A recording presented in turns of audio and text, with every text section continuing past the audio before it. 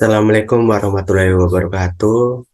Perkenalkan, nama saya Persisko Simanjunta dengan NIM F1D320027. Saya berasal dari Teknik Geofisika Universitas Jambi. Baik, saya akan menjelaskan tentang persebaran mineral dan komoditas mineral di Indonesia. Seperti tugas yang sebelumnya diberikan oleh dosen pengampu, sebutkan potensi penyebaran mineral, batuan, dan energi yang berasal dari negara Indonesia beserta dengan komunitinya dan kaitkan dengan geologi. Baik, di sini saya akan menjelaskan tentang persebaran mineralnya. Berikut untuk peta persebaran mineral di Indonesia secara keseluruhan. Itu terdapat beberapa mineral seperti aluminium, asbes, aspal, batu bara, bauksit, dan belerang, beserta mineral-mineral lain. Dan juga ada minyak bumi, nikel, dan beberapa dari antara mereka. Baik, saya akan menjelaskan tentang minyak bumi. Minyak bumi berasal dari ganggang-ganggang yang telah mati dan terendapkan di dasar cekungan sedimen yang akan membentuk batuan induk atau source rock atau batuan induk. Batuan induk ini mengandung karbon karena berasal dari ganggang-ganggang yang mati beberapa juta tahun lalu. Batuan ini bisa batuan hasil pengendapan di danau, di delta, maupun di dasar laut, tergantung dari proses pembentukannya. Berikut adalah skema atau gambarnya. Ganggang yang mati akan terendapkan dan terkumpul di bagian dasar cekungan. Di sini ada ganggang yang mati dan terendapkan di satu dasar yang bercampur dengan batu lempung, membentuk batuan induk atau source rock. Berikut tentang penjelasan tentang minyak bumi. Batuan induk terkubur di bawah batuan-batuan lainnya yang berlangsung selama jutaan tahun. Proses pengendapan ini berlangsung terus-menerus sampai sekarang. Salah satu batuan yang menimbun batuan induk adalah reservoir atau batuan sarang. Batuan sarang adalah batu pasir, batu gamping, atau batuan vulkanik yang tertimbun dan terdapat ruang berpori-pori di dalamnya. Jika daerah ini terus tenggelam dan terus ditumpuk oleh batu-batu lain di atasnya, maka batuan yang mengandung karbon tersebut akan terpanaskan. Semakin dalam atau amblas ke dalam bumi, maka suhunya akan bertambah atau naik. Minyak terbentuk pada suhu antara 50 sampai 180 derajat Celcius, tetapi puncaknya atau kematangan terbagus akan tercapai bila suhunya mencapai 100 derajat Celcius.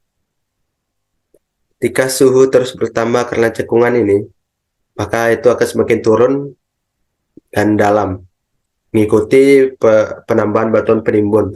Maka suhu tinggi ini akan memasak karbon yang ada menjadi gas. Berikut adalah skemanya. Source rock atau karbon terkena panas dan bereaksi dengan hidrogen membentuk hidrokarbon. Minyak atau HC bermigrasi dari batuan induk dan terperangkap dalam jebakan.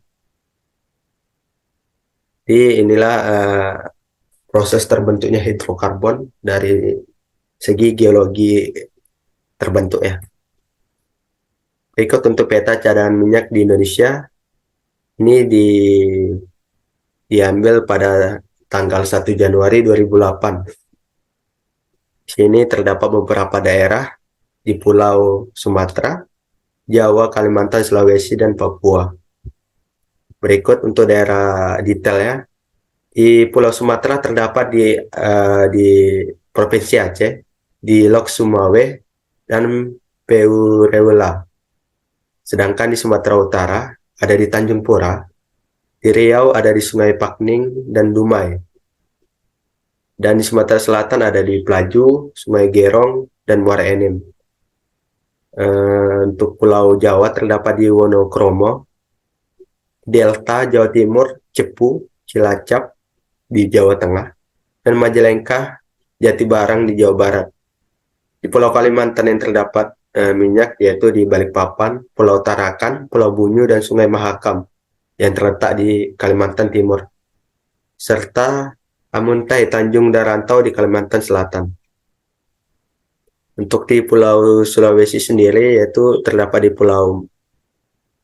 di Provinsi Maluku, di Pulau Seram dan Tenggara, dan di Papua terdapat di Irian Jaya, yaitu di Klomono, Sorong, dan Babong. Berikut adalah peta persebaran cadangan gas alam di Indonesia. Ini diambil dari Kementerian SDM 2011 tentang persebaran cadangan gas alam. Baik, berikutnya itu batu bara. Batu bara merupakan mineral organik yang terbentuk dari endapan sisa tumbuhan purba yang mengalami tekanan dan perubahan akibat proses fisika dan kimia selama jutaan tahun. Berikut adalah proses pembentukannya, yaitu tumbuhan yaitu gambut berubah menjadi batu bara muda, yaitu subbitumen, kemudian bitumen, steam coal, antrasit, dan grafit. Manfaat batu bara yaitu PET ini dimanfaatkan menjadi bahan bakar industri. Lignit dimanfaatkan sebagai bahan bakar pembangkit tenaga listrik skala kecil. Subbitumen dimanfaatkan menjadi bahan pembuatan kokas. Bitumen dimanfaatkan menjadi bahan bakar pembangkit listrik tenaga uap. Dan steam coal pembangkit lokomotif. Batu bara ini terbentuk dari endapan gambut pada iklim purba sekitar Khatulistiwa yang mirip dengan kondisi kini. Beberapa di antaranya tergolong kubah gambut yang terbentuk di atas muka air tanah, rata-rata pada iklim basah sepanjang tahun. Dan kata lain, kubah gambut ini terbentuk pada kondisi di mana mineral organik yang terbau air dapat masuk ke dalam sistem dan membentuk lapisan batu bara yang berkadar abu dan sulfur rendah yang menebal secara lokal. Hal ini sangat umum dijumpai pada batu bara di zaman Miosen. Sebaliknya, endapan batu bara di Eosen umumnya lebih tipis, berkadar abu dan sulfur tinggi. Dataran pantai atau delta mirip dengan daerah pembentukan gambut yang terjadi saat ini di daerah timur Sumatera dan sebagian besar berada di Kalimantan.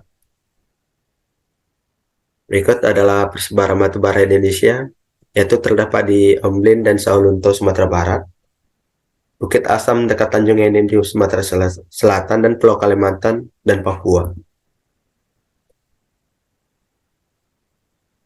Baik, kita akan ke mineral lain.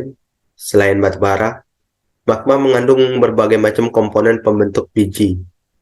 Pada waktu magma naik ke permukaan bumi, temperatur dan tekanannya akan turun sehingga terjadi dip magma atau pemisahan massa magma.